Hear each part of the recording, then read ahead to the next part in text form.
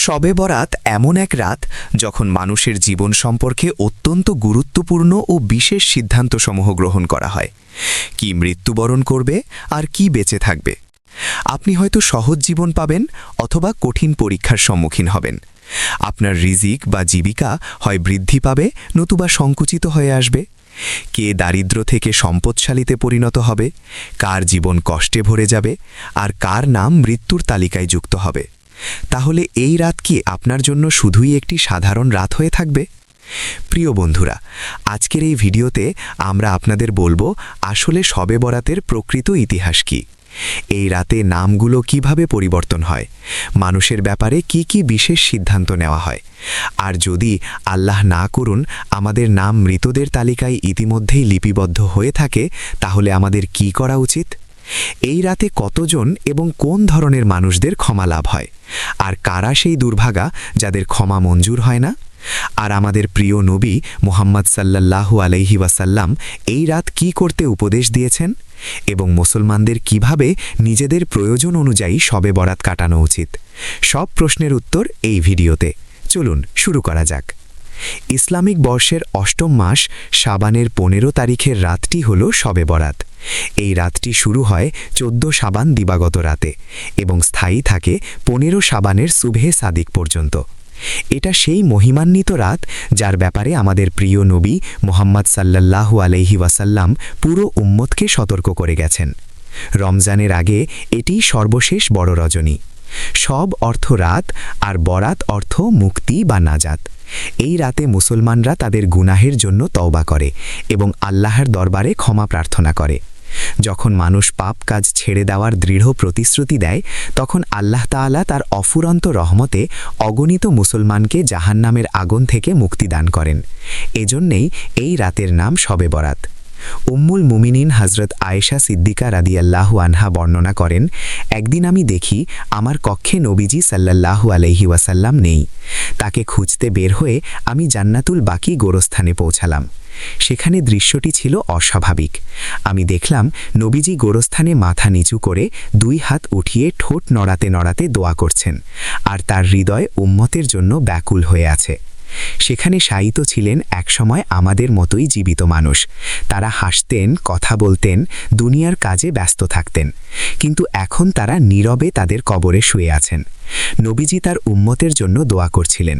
তিনি আল্লাহর কাছে ক্ষমা চাইছিলেন যারা কবরে আছেন তাদের জন্য, আরও চাইছিলেন যারা জীবিত কিন্তু গাফেল আছেন তাদের জন্য। আমাকে দেখে তিনি বললেন, হে আয়েশা, তুমি কি মনে করেছিলে যে আল্লাহর রাসূল তোমার উপর জুলুম করবেন? আমি উত্তর দিলাম, হে আল্লাহর রাসূল, আমি ভেবেছিলাম আপনি হয়তো অন্য কোনো সম্মানিত স্ত্রীর কক্ষে গিয়েছেন। তিনি বললেন, আজ রাতটি হল মধ্য শাবানের রাত।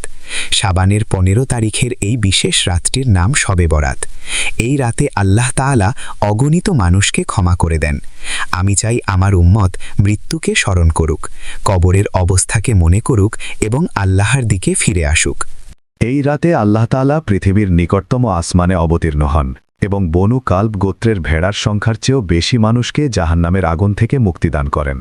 বনু কালব ছিল একটি বিশাল আরব গোত্র, যারা অসংখ্য ভেড়া ও ছাগল পালন করত।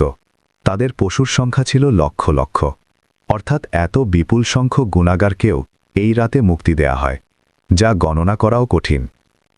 এটি এমন এক বরকতময় রাত যা এত মেহেরবানিতে পরিপূর্ণ যে কেউই বঞ্চিত হয় না, শুধুমাত্র সেই সকল দুর্ভাগা ছাড়া যাদের মধ্যে হিংসা, কঠোরতা ও নিষ্ঠুরতা, কৃপণতা, খুন, মদ্যপান বা বেহায়াপনা বিদ্যমান।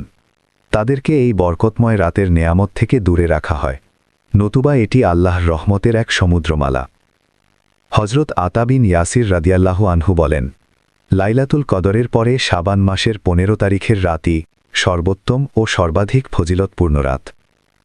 প্রিয় বন্ধুরা, শবে বরাত এমন এক রাত যা আল্লাহ তাআলা ফেরেশতাদের জন্য নির্ধারণ করেছেন, ঈদের দিন ঠিক যেমনটি নির্ধারিত। যেভাবে আল্লাহ তাআলা পৃথিবীর বাসিন্দাদের জন্য 2টি ঈদ দিয়েছেন, ঠিক তেমনিভাবে তিনি আসমানবাসীদের জন্য 2টি ঈদ নির্ধারণ করেছেন। একটি হল শবে বরাত, অন্যটি শবে কদর। মানুষ দিনের বেলা এই 2টি ঈদ পালন করে, কিন্তু ফেরেশতারা রাতেই এগুলোর আনন্দ উদযাপন করে। আল্লাহ তাআলা এই 2 রাতকে ফেরেশতাদের ঈদ হিসাবে নির্ধারণ করেছেন, কারণ মানুষ রাতে ঘুমায়, অন্যদিকে ফেরেশতারা কখনোই ঘুমায় না এবং সর্বদাই আল্লাহ তাআলার ইবাদতে মগ্ন থাকে। প্রিয় বন্ধুরা, শবে বরাত প্রসঙ্গে আল্লাহ তাআলা পবিত্র কোরআনে ইরশাদ করেন, শপথ এই উজ্জ্বল কিতাবের, নিশ্চয়ই আমি এটি নাজিল করেছি এক বরকতময় রাতে, নিশ্চয়ই আমি সতর্ককারী। এই রাতেই প্রতিটি গুরুত্বপূর্ণ সিদ্ধান্ত সম্পন্ন হয়। আলেমদের ব্যাখ্যা অনুযায়ী এখানে উল্লিখিত রাতটি শবে বরাত অথবা শবে কদর। হজরত ইকরিমা রহমতুল্লাহ আলাইহে ও অন্যান্য বিদ্বানদের মতে এই বরকতময় রজনী অর্থাৎ লাইলাতুল কদর বস্তুত শবে বরাত। প্রিয় বন্ধুরা, এই রাতে সারা বিশ্বের সকল মানুষের তালিকা প্রস্তুত করা হয়, যারা এবছর বেঁচে থাকবেন, যারা ইন্তেকাল করবেন আর যারা হজ পালন করবেন, সকলের নামই এই তালিকায় লিপিবদ্ধ হয়। এই তালিকায় রেকর্ডকৃত প্রতিটি নির্দেশ সামান্যতম বিলম্ব বা ভুল ছাড়াই বাস্তবায়িত হয়। নবীজি সাল্লাল্লাহু আলাইহি ওয়াসাল্লাম একটি উদাহরণ দিয়েছেন। এক ব্যক্তি মরুভূমিতে সফর করছিলেন। দুপুরের দিকে একটি গাছের নিচে বিশ্রাম নেওয়ার জন্য তিনি থামলেন। তিনি তার উটকে গাছের সাথে বেঁধে নিজেও শুয়ে পড়লেন। কিছুক্ষণ পর চোখ খুলে দেখলেন উটটি তার সমস্ত মালপত্র সহ উধাও হয়ে গেছে। মরুভূমিতে উট হারানো মানে জীবন শেষ হয়ে যাওয়ার মতো অবস্থা। তিনি চারদিকে ছুটতে লাগলেন, কোথাও উটের কোনো চিহ্ন পেলেন না। ক্লান্ত হয়ে তিনি আবার সেই গাছের নিচে বসলেন। তিনি পিপাসায় কাতর হয়ে পড়লেন। মৃত্যুর জন্য অপেক্ষা করতে লাগলেন। মরুযাত্রীরা জানে শত শত মাইল জুড়ে কোনো জীবনের চিহ্ন নেই, না খাবার না পানি। তার উট চলে গেছে, মালপত্রও নেই। এখন মৃত্যু নিশ্চিত বলে মনে হচ্ছিল। গাছের সাথে হেলান দিয়ে তিনি শেষ সময়ের জন্য অপেক্ষা করতে লাগলেন। কিছুক্ষণ পর তিনি আবার ঘুমিয়ে পড়লেন। চোখ খুলে দেখলেন তার উটটি সমস্ত সরঞ্জাম সহ সেখানেই দাঁড়িয়ে আছে। মরুভূমির মাঝখানে এমন পরিস্থিতিতে উটটি ফিরে পাওয়া যেন জীবন ফিরে পাওয়ারই সমান। তিনি এতটাই খুশি হলেন যে তার আনন্দ ধরে রাখতে পারলেন না। উত্তেজনার বশে তিনি বলে ফেললেন, আল্লাহুম্মা আনতা আবদি ওয়া আনা রাব্বুক, যার মানে হে আল্লাহ, তুমি আমার বান্দা এবং আমি তোমার প্রভু। আসলে তিনি বলতে চেয়েছিলেন, তুমি আমার প্রভু এবং আমি তোমার বান্দা। কিন্তু আনন্দে তিনি নিজের ভাষার ওপর নিয়ন্ত্রণ হারিয়ে ফেলেন। নবীজি সাহাবাদের জিজ্ঞেস করলেন, তোমরা আমাকে বলো, এই লোকটি কতটাই না খুশি হয়েছিল যে তার জিভের ওপর নিয়ন্ত্রণ থাকল না? সাহাবীরা উত্তর দিলেন, সে অত্যন্ত খুশি হয়েছিল। নবীজি বললেন, হারানো উট ফিরে পেয়ে তার যে খুশি হয়েছিল, এর তুলনায় সে খুশি কিছুই নয়। কেউ যখন আন্তরিকভাবে তওবা করে আল্লাহর দিকে ফিরে আসে এবং তার দরজায় ক্ষমা চায়, তখন আল্লাহ তাআলা খুবই খুশি হন। আল্লাহু আকবার। এবার শুনুন সুলতান মাহমুদ গাজনবী ও তার বিশ্বস্ত খাদেম আইয়াজের আরেকটি ঘটনা। তাদের মধ্যে ছিল গভীর ভালোবাসার বন্ধন।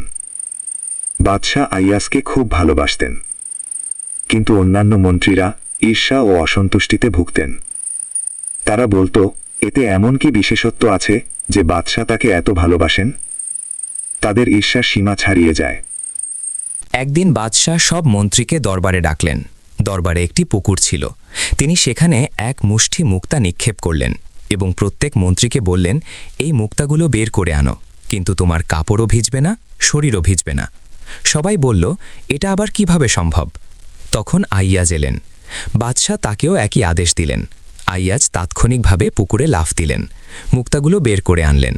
বের হয়ে আসার পর তার শরীর ও কাপড় সম্পূর্ণ ভিজে গিয়েছিল। তিনি মুক্তাগুলো পেশ করলেন। বাদশাহ রাগত স্বরে বললেন, আইয়াজ, তোমার শরীর ভিজে গেছে, কাপড়ও ভিজে গেছে, আমি বলেছিলাম তুমি ভিজবে না। আইয়াজ বিনয়ের সাথে উত্তর দিলেন, বাদশাহ সালামত থাকুন, আপনি আমাকে দুটি নির্দেশ দিয়েছিলেন, মুক্তা আনতে এবং না ভিজতে। আমি একটি পালন করেছি, অপরটির জন্য ক্ষমা চাইছি। হ্যাঁ, এই ঘটনা থেকে বোঝা যায়, যদি কোনো ব্যক্তি আল্লাহর একটি হুকুম তো পালন করে, কিন্তু অন্যটিতে কিছুটা কমতি থাকে, তবুও আল্লাহ তাকে ক্ষমা করে দেন। হজরত আয়েশা সিদ্দিকা রাদিয়াল্লাহু আনহা বর্ণনা করেন, রাসূলুল্লাহ সাল্লাল্লাহু আলাইহি ওয়াসাল্লাম জিজ্ঞেস করলেন, তুমি কি জানো শাবান মাসের 15 তারিখের রাতে কি ঘটে? হজরত আয়েশা রাদিয়াল্লাহু আনহা উত্তর দিলেন, হে আল্লাহর রাসূল, দয়া করে আমাকে বলুন। তখন নবীজি সাল্লাল্লাহু আলাইহি ওয়াসাল্লাম বললেন, এই রাতে আগামী বছর যারা জন্মগ্রহণ করবে তাদের সকলের নাম লিপিবদ্ধ করা হয়। এই রাতে আগামী বছর যারা মৃত্যুবরণ করবে তাদের সকলের নামও লেখা হয়। এই রাতে মানুষের পুরো বছরের আমল পর্যালোচনা করা হয় এবং তাদের রিজিক নির্ধারণ করে বন্টন করা হয়। হজরত আতা বিন সাইব রাদিয়াল্লাহু আনহু বলেন, শাবান মাসের 15 তারিখের রাতে আল্লাহ তাআলা মালাকুল মাউত মৃত্যুর ফেরেশতাকে একটি নামের তালিকা দিয়ে নির্দেশ দেন। সেই তালিকার মানুষগুলোর প্রাণগুলোকে আগামী বছর তাদের নির্ধারিত সময়ে তুলে নিতে হবে। প্রিয় বন্ধুরা, এই রাতেই মানুষের জীবন মৃত্যুর ভাগ্য ইতিমধ্যেই নির্ধারিত হয়ে যায়, কিন্তু এরই মধ্যে মানুষ নিজের দুনিয়াতে এতটাই মশগুল থাকে, কেউ ব্যস্ত ব্যাংক ব্যালেন্স বাড়াতে, কেউ মনোরম প্রাসাদ ও বাংলো তৈরি করতে, আবার কেউ বা বিয়ের প্রস্তুতিতে জড়িয়ে পড়েন। কিন্তু এরই মধ্যে তারা টেরও পায় না যে তাদের নাম ইতিমধ্যেই মৃতদের তালিকায় যোগ হয়ে গেছে। হজরত উসমান বিন মোহাম্মদ রাদিয়াল্লাহু আনহু মারওয়া সূত্রে বর্ণনা করেন, বিশ্বজগতের নেতা হজরত মোহাম্মদ মুস্তফা সাল্লাল্লাহু আলাইহি ওয়াসাল্লাম বলেছেন, এক শাবান থেকে আরেক শাবান পর্যন্ত মানুষের মৃত্যুর সময়সীমা এই রাতেই লিখে দেওয়া হয়। মানুষ তো বেঁচে থাকে, এমনকি মানুষ বিয়ে করে সন্তানও নেয়, তবুও তাদের নাম মৃতদের তালিকায় লেখা হয়ে থাকে। হজরত আবু বকর সিদ্দিক রাদিয়াল্লাহু আনহু বর্ণনা করেন, নবীজি সাল্লাল্লাহু আলাইহি ওয়াসাল্লাম বলেছেন, শাবান মাসের 15 তারিখের রাতে আল্লাহ তাআলা আসমান ও জমিনে তার জবরদস্তি প্রকাশ করেন এবং এই রাতে তিনি সবাইকে ক্ষমা করে দেন, শুধুমাত্র 2 ধরনের মানুষ ছাড়া, যে আল্লাহর সাথে শরিক করে আর যে অন্তরে বিদ্বেষ পোষণ করে। আরেকটি বর্ণনায় এসেছে, নবীজি সাল্লাল্লাহু আলাইহি ওয়াসাল্লাম বলেছেন, শাবান মাসের 15 তারিখের রাতে আল্লাহ তাআলা তার সমস্ত সৃষ্টিকে রহমত ও ক্ষমা দান করেন, কেবল মুশরিক ও অন্তরে ক্লেশ রাখা ব্যক্তিদের ছাড়া। হজরত আবদুল্লাহ ইবনে ওমর রাদিয়াল্লাহু আনহু বর্ণনা করেন, নবীজি সাল্লাল্লাহু আলাইহি ওয়াসাল্লাম বলেছেন, শাবানের 15 তারিখের রাতে আল্লাহ তাআলা সকলের ওপর তার রহমত বর্ষণ করেন, কেবল 2 প্রকার মানুষ ছাড়া। 1, যার অন্তরে হিংসা বিদ্বেষ থাকে, 2, যে অন্যায়ভাবে কাউকে হত্যা করে। প্রিয় বন্ধুরা, শবে বারাতের রাতে ফেরেশতাদের কিছু বিশেষ দায়িত্ব দেওয়া হয়। এটি এমন এক রাত যখন আল্লাহ তাআলা মুসলমানদের ক্ষমা করেন এবং তাদের দোয়া কবুল করেন। হজরত উসমান রাদিয়াল্লাহু আনহু বর্ণিত হাদিসে নবীজি সাল্লাল্লাহু আলাইহি ওয়াসাল্লাম বলেছেন, শাবানের 15 তারিখের রাতে আল্লাহ তাআলা ঘোষণা দেন, কেউ কি ক্ষমা প্রার্থনাকারী আছে যাকে আমি ক্ষমা করে দেব? কেউ কি আমার রহমত কামনা করছে যাতে আমি তাকে রহমত দান করি? তাবারক ওয়া তাআলা আল্লাহর কাছে যা কিছু চাওয়া হয় তিনি তা দান করেন এবং সবাইকে কবুল করেন, শুধু বেহায়া নারী ও মুশরিক ছাড়া। বন্ধুরা, শবে বারাত ও 15 শাবান কি? প্রথমত, সব শব্দটি ফার্সি ও আরবি উভয় ভাষাতেই রাত অর্থ বহন করে। সেই রাত যা দিনের হাট বাজার ও কর্মব্যস্ততার পর আসে, যখন বাজার বন্ধ হয় এবং মানুষ ঘরে ফেরে। কিন্তু আসল গল্পটি লুকিয়ে আছে বরাত শব্দের মধ্যেই। বরাত আরবি শব্দ থেকে এসেছে, যার অর্থ কোনো অভিযোগ থেকে মুক্ত হওয়া, শাস্তি থেকে নাজাত পাওয়া বা বন্দি দশা থেকে মুক্তি লাভ করা, কাজ থেকে বেরিয়ে আসা, কারো হাত থেকে রেহাই পাওয়া। সহজ কথায় বরাত অর্থ মুক্তি। প্রিয় বন্ধুরা, নিজের হৃদয়কে জিজ্ঞেস করুন, আমাদের মধ্যে কে না পাপের ফাঁদে আটকা পড়ে আছে? কেউ মিথ্যার শিকলে বাঁধা, কেউ ভাঙা হৃদয়ের বেদনায় ভারাক্রান্ত, কেউ নামাজ ছেড়ে দেওয়ার অভ্যাসে জড়িয়ে, আর কেউ বা পাপকেই পাপ বলে দেখেই না। এ সবই পাপের এক অদৃশ্য কারাগার, যা চোখে দেখা যায় না কিন্তু হৃদয়কে শক্ত করে আঁকড়ে ধরে। শবে বারাত হল এই কারাগার থেকে মুক্তি লাভের রাত। তাই এই রাতের নাম শবে বারাত, মুক্তির রজনী। এই রাতে আল্লাহ তার বান্দাদেরকে তাদের গুনাহের শাস্তি থেকে মুক্তি দান করেন। রাতটি এতই বিশেষ যে যদি কেউ সাওয়াবের আশায় নফল ইবাদত করে এবং আল্লাহর কাছে নিজের পাপগুলোর ক্ষমা চায়, আল্লাহ দ্রুত তাকে ক্ষমা করে দেন। যদি কোনো ব্যক্তি আন্তরিকভাবে বলে, হে আল্লাহ, আমি স্বীকার করছি আমি ভুল করেছি, আল্লাহ উত্তর দেন, চলে যাও, তুমি মুক্ত। প্রিয় বন্ধুরা, একবার এই দৃশ্যটি কল্পনা করুন। এক কয়েদি বছরের পর বছর ধরে বন্দী, প্রতি রাতে লোহার গ্রিলের দিকে তাকিয়ে ঘুমিয়ে পড়ে। হঠাৎ দরজা খুলে যায় এবং কারারক্ষী বলে, তোমার সাজা মাফ করা হয়েছে, তুমি এখন মুক্ত। ভাবুন, ওই মুহূর্তে সেই বন্দীর মনে কি চলছে। পাপীরা শবে বারাতের রাতে ঠিক এমন অনুভূতি লাভ করে। আপনি কি জানেন কোন কোন রাতগুলো বরকতময় হিসেবে গণ্য? আমাদের সেটাও জানা উচিত। প্রথমত, লাইলাতুল কদর, যা রমজানের শেষ 10 রাতে আসে। দ্বিতীয়ত, ঈদুল ফিতরের রাত। তৃতীয়ত, ঈদুল আজহার রাত, অর্থাৎ কুরবানির রাত। চতুর্থত 15 শাবানের রাত, যার নাম শবে বারাত। প্রিয় বন্ধুরা, এই রাতের বিশেষত্ব হল ঠিক যেমন একটি সরকার পুরো বছরের জন্য বাজেট পেশ করে, সেখানে গোটা বছর কি হবে তার হিসাব থাকে, তেমনি শবে বরাত হল সেই রাত যখন এই মহাবিশ্বের বার্ষিক বাজেট প্রস্তুত করা হয়। মনে করুন সরকার বাজেট তৈরি করছে, কাগজে সংখ্যাগুলো লেখা হচ্ছে, কোথায় টাকা ব্যয় হবে, কোথায় সঞ্চয় হবে, কোথায় খরচ কাটছাট হবে, আবার কোথায় বাড়তি বরাদ্দ দেওয়া হবে। এবার ভাবুন, মানুষের তৈরি শাসকদের বাজেট যদি এত গুরুত্বপূর্ণ হয়, তাহলে আল্লাহর তৈরি তাকদিরের ফাইলের গুরুত্ব কতটা বেশি হবে। তাই আলেমরা বলেন, শবে বরাতের রাতে আল্লাহ তাআলা আগামী বছরের সিদ্ধান্তগুলো লাউহে মাহফুজ থেকে বের করে ফেরেশতাদের হাতে তুলে দেন। এখানে একটি বিষয় খুব সতর্কতার সাথে বুঝতে হবে। লাউহে মাহফুজ সবকিছু তো আগে থেকেই লিখিত আছে, কিন্তু ফেরেশতাদের হাতে তুলে দেওয়ার অর্থ হল সিদ্ধান্তটি এখন বাস্তবায়নের প্রহর গুনছে, অর্থাৎ আগে যা লেখা ছিল এখন তা ঘটতে চলেছে। প্রিয় বন্ধুরা, এই চিত্রকল্পটি মনে করুন। এক যুবক যার আগামী মাসেই বিয়ে ঠিক, বাড়িতে খুশির রোল, জামাকাপড় সেলাই হচ্ছে, ভোজের আয়োজনের কথাবার্তা চলছে, কিন্তু সেই যুবকেরই নাম শবে বরাতের রাতে মৃতদের তালিকায় লেখা হয়ে গেছে। সে নিজেও জানে না, তার পরিবার জানে না, বন্ধুরাও জানে না, কিন্তু ফেরেশতারা জানে। ঠিক এমনই সিদ্ধান্তের রজনী। শবে বরাত সুখ আনে না, বরং বাস্তবতা দেখায়। এই রাত মানুষকে নাড়া দেয়, তাকে বুঝিয়ে দেয় যে যে জীবন নিয়ে সে গর্ব করছে তা আসলে তার নিয়ন্ত্রণে নেই। একবার হজরত আয়েশা রাদিয়াল্লাহু আনহাকে জিজ্ঞেস করা হয়েছিল, এই রাতে কি লেখা হয়? তিনি নবীজি সাল্লাল্লাহু আলাইহি ওয়াসাল্লামের বাণী উল্লেখ করে বলেন, এই রাতে আগামী বছর যারা জন্ম নেবে তাদের নাম লেখা হয়, আর যারা মারা যাবে তাদের নাম মানুষের আমলনামা থেকে উঠিয়ে নেওয়া হয় এবং রিজিক বন্টন করা হয়। তেমনি এই রাতেই আগামী বছরের সব প্রাকৃতিক ঘটনার হিসাব আল্লাহ তাআলা রেখে দেন, আর ফেরেশতাদের ওপর তা ন্যস্ত করা হয়, যেমন মানুষের জীবন মৃত্যুর সিদ্ধান্তসমূহ। প্রিয় বন্ধুরা, এই রাতে কি কোনো বিশেষ ইবাদত আছে? উত্তর হলো না। এই রাতের জন্য সুন্নাহ দ্বারা প্রমাণিত কোনো নির্দিষ্ট ইবাদত নেই। তবে হ্যাঁ, আপনি যে কোনো নফল ইবাদত, যেমন অতিরিক্ত নফল নামাজ পড়া, কোরআন তেলাওয়াত, আল্লাহর জিকির ও দোয়া করা, যা ইচ্ছে করা যায়। কারণ এই রাত ক্ষমার রাত, তাই অবশ্যই আল্লাহর কাছে নিজের গুনাহ মাফ চাইতে হবে। বন্ধুরা, এই রাতে সালাতুত তাসবিহ পড়া কি জরুরি? উত্তর হলো না।